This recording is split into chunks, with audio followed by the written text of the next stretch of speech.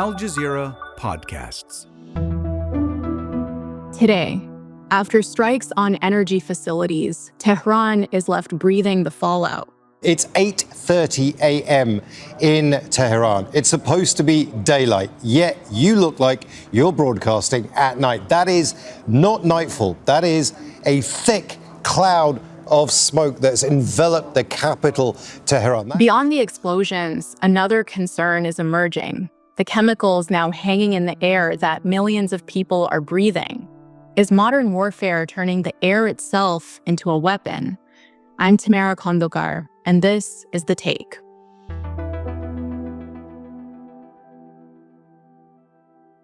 Before we continue with today's show, tell us what you think about this episode. Has it changed the way that you think about the definition of chemical warfare? And are the potential health and environmental consequences of this war getting enough attention? Leave us a comment. Or on your podcast app, leave us a review telling us where you're listening from and give us a 5-star rating while you're there. It really helps the show. My name is Narges Bajoghli. I am an associate professor at Johns Hopkins University. I'm an anthropologist and a specialist on Iran and the United States. And I'm joining you all from Washington. Thank you so much, Narges. Welcome back to The Take. Happy Nowruz, first of all. Thank you. What have the past few days been like for you? How are you feeling going into this new year?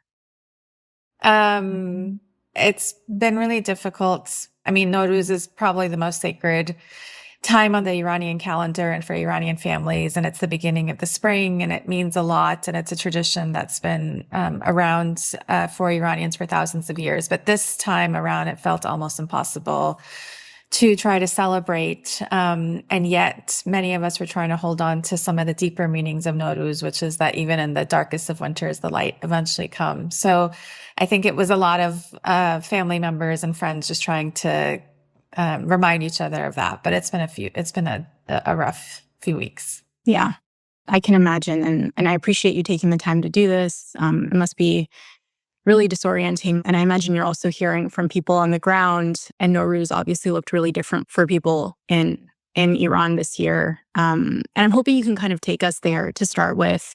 You recently wrote this piece that opened with a message that you received from a friend in Tehran. He painted a picture of what he saw when he woke up the day that he messaged you, which was everything outside coated in dark, greasy film, the cars, the trees, the windowsills, and this layer of particles that was sort of hovering over the city like a second sky. What caused this? What happened in Tehran that night that you received the message?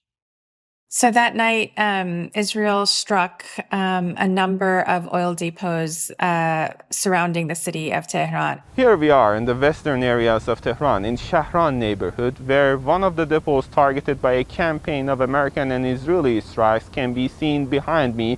And as you can see, thick smoke is drifting through the air. And of course, this is one of the oil facilities of the country that has been targeted. And for those who don't know, Tehran is a really vast metropolis, but it is surrounded by mountains. And so this is also one of the reasons that it has sort of chronic pollution problems. It's really hard for the air to move around these mountains. So when Israel struck the oil depots and all of that fire and smoke went into the air, as well as all of the oil that was sort of stored there, the sky turned black almost immediately. And through the burning, it stayed that way for over a day and a half. And then later there was rain. And so it became like an acid rain that fell across the city. It's day, but it seems to be night as the city is surrounded by a black cloud. And as you can see behind me, it's quite clear. Even when I was coming to the bureau, I saw drops of rain falling into my window, and I just looked at them. They were absolutely black. I mean, everything turned black, all the cars, all the motorcycles everywhere, the flowers on the trees, everything was turning extremely black, and it was really hard to breathe. And that was the context under which I got that message.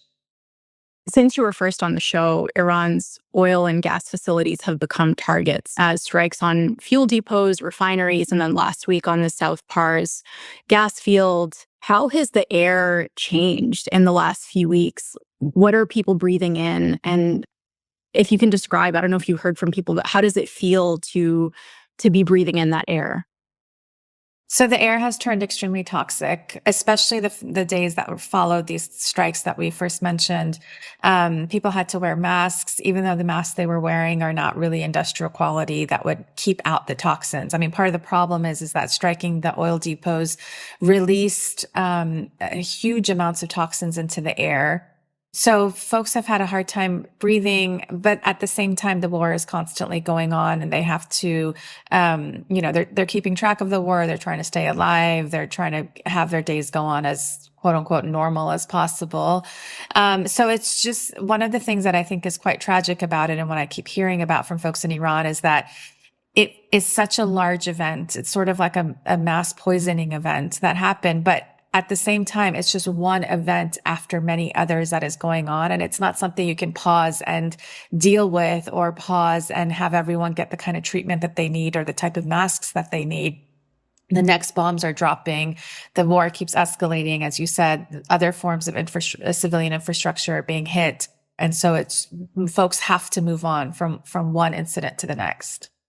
And so just to stay on kind of the consequences of this, once those particles are in the air, the kind released by these petrochemical fires and explosions, many of them are tiny enough that they don't stop in the nose or throat. They can travel deep into the lungs, right? And once they're in there, what can they do to the body?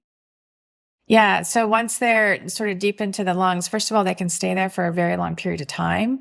It could be months, it could be years, depending on the amount that one inhales, depending on any kind of pre-existing conditions that folks have, and then also depending upon sort of the vulnerability of the population. So children will have this impacting them much more, elderly as well, those with any kind of underlying asthma or breathing issues.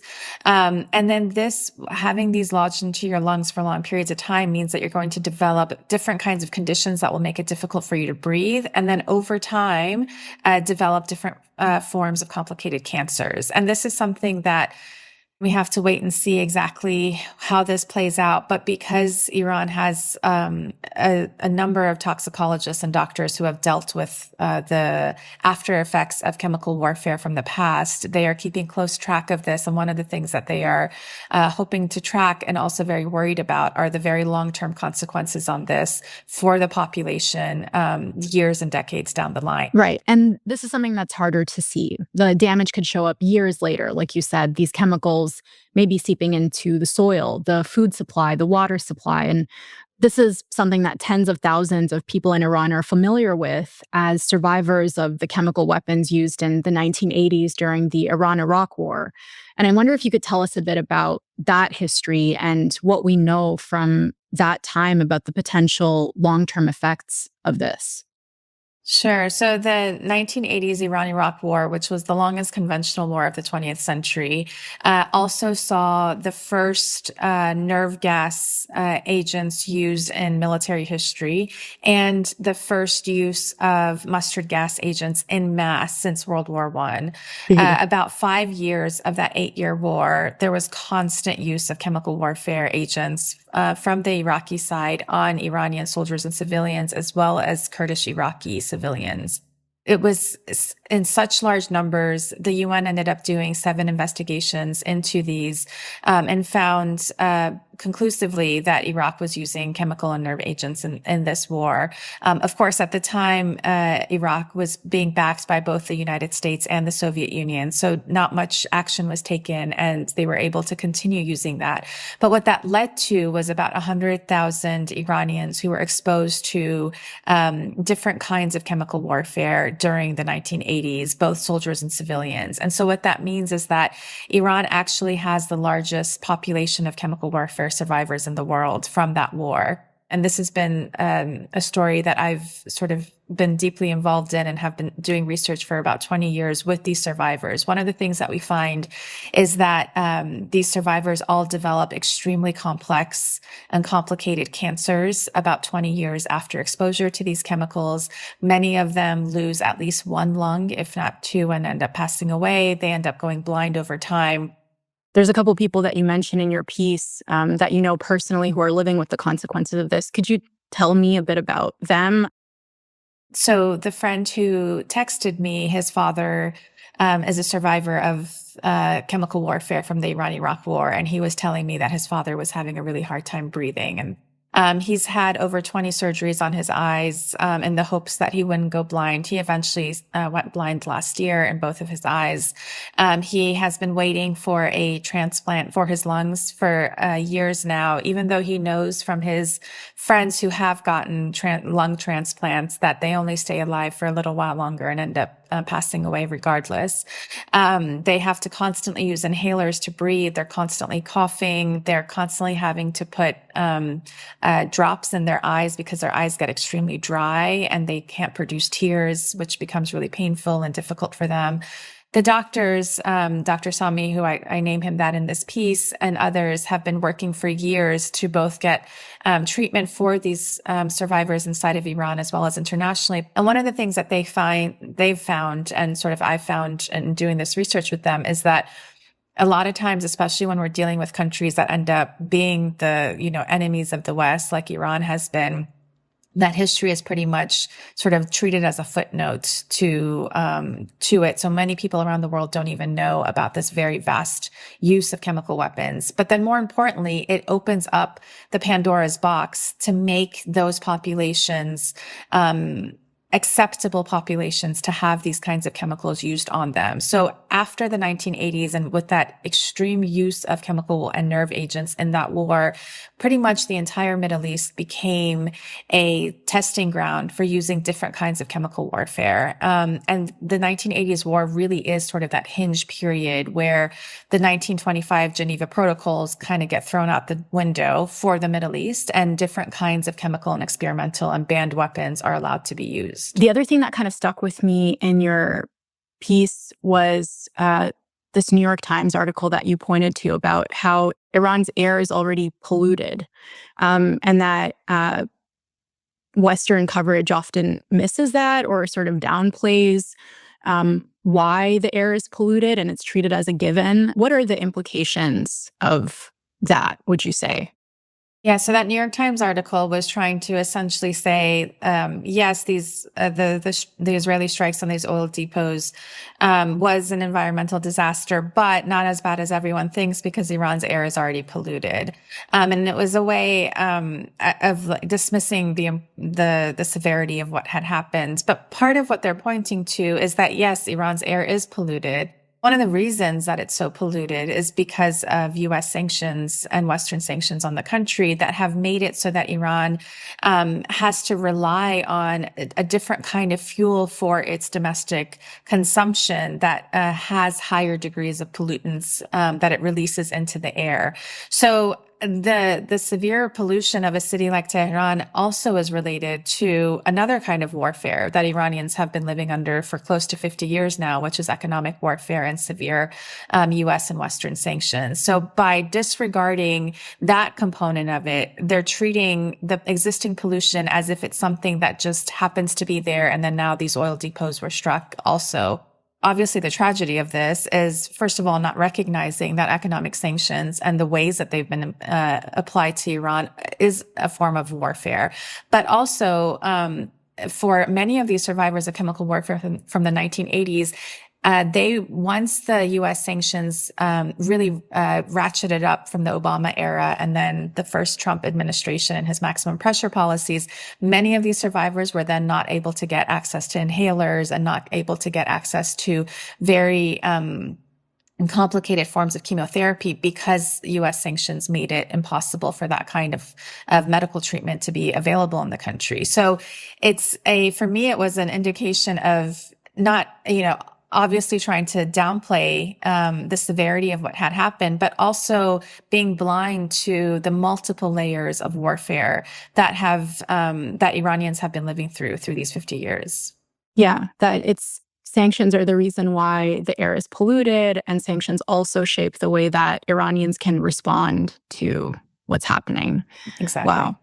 So the harm that lasts the longest often doesn't make the news. And even when it's documented, as it was in the case of the Iran-Iraq War, the use of toxic air against civilian populations continues to happen because militaries have realized it can go unpunished if they do it a certain way. And the argument that you make in your piece is actually that all modern warfare is chemical warfare, even without chemical weapons being deployed. Can you flesh that out a little bit for us? Walk us through that idea. Sure. So there's a couple of things to keep in mind here. One is actually a lot of things that are a form of chemical warfare are not classified as chemical weapons. One of the reasons for that is because if they were to be classified as chemical weapons, then countries like the United States would be held responsible. So let's take it out of the Middle East context for a second and think about Agent Orange that was used during the Vietnam War, right? Agent Orange is a form of herbicide, and it very much leads to, especially through generations, different forms of deformities, different forms of really severe medical conditions. That is not classified as a chemical weapon, because if it were to be classified as a chemical weapon, then the U.S. could be held accountable for dropping so much and releasing so much Agent Orange in Vietnam. The same thing happens in the Middle East. So, for example, white phosphorus that Israel drops on Lebanon or on Gaza, they will say that it's actually not a chemical weapon. It is an incendiary weapon. Or depleted uranium, for example, that the United States used en masse in Iraq. At times, they will say that this was not a real chemical weapon. And part of what I find in my research is that actually all forms of modern day warfare use tremendous amounts of chemical and even conventional bombs. And so all warfare today is very toxic warfare. It leaves, and you can see this in the bodies of countless Iraqis, Afghans, Iranians, Palestinians, and Lebanese in the region, but you also see this in the bodies of American and British soldiers who come back home, who have a really hard time getting the treatment that they need from exposure to all of these chemicals, because the Veterans Association, for example, in the United States will say, well, no, we didn't use chemical weapons, but actually all of the medical issues that these veterans are going through lines up one-to-one with exposure to chemical weapons.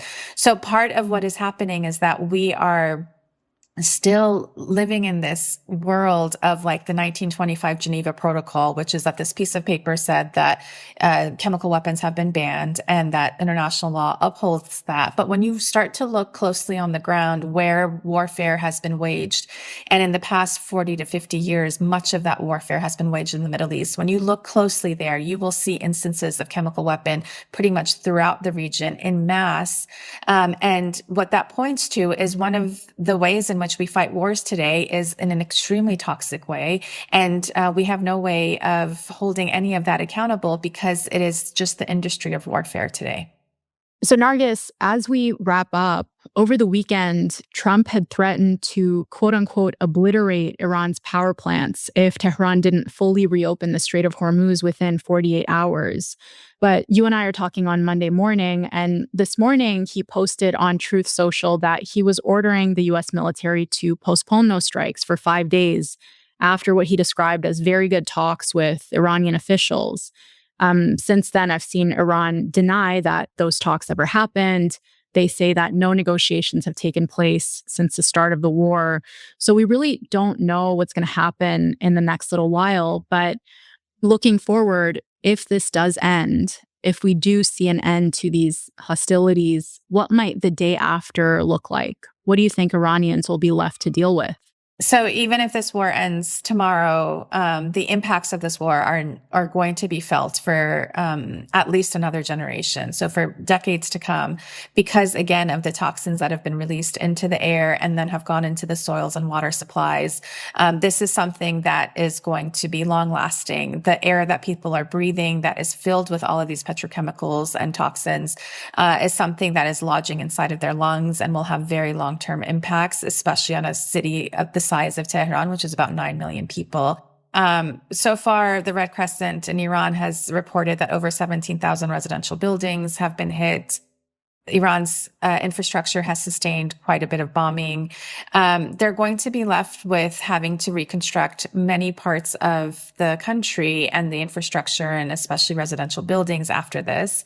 There also going to, though, be left with a understanding that the United States and Israel want not the good for the Iranian people, but want Iran to be weakened. And part of what I see happening is because of the way that the Iranian state has responded to these attacks, there has not only developed a sort of nationalistic rallying around the flag effect, but also a sense of, the United States and Israel, but especially the U.S., has tried to isolate Iran for 47 years, make it feel that it is a weak state, make it feel that it is sort of a pariah state among the world. And what a lot of Iranians are beginning to see now is because of the responses that the state is, that the Islamic Republic is giving in this war, it is also changing the way in which Iranians themselves are viewing their position in the world and beginning to understand that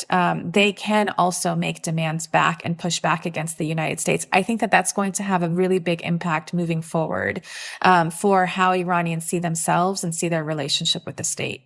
Well, Narges, thank you so much for coming on The Take and shedding light on this this aspect of the story that I think a lot of people haven't really been paying attention to. I really appreciate it.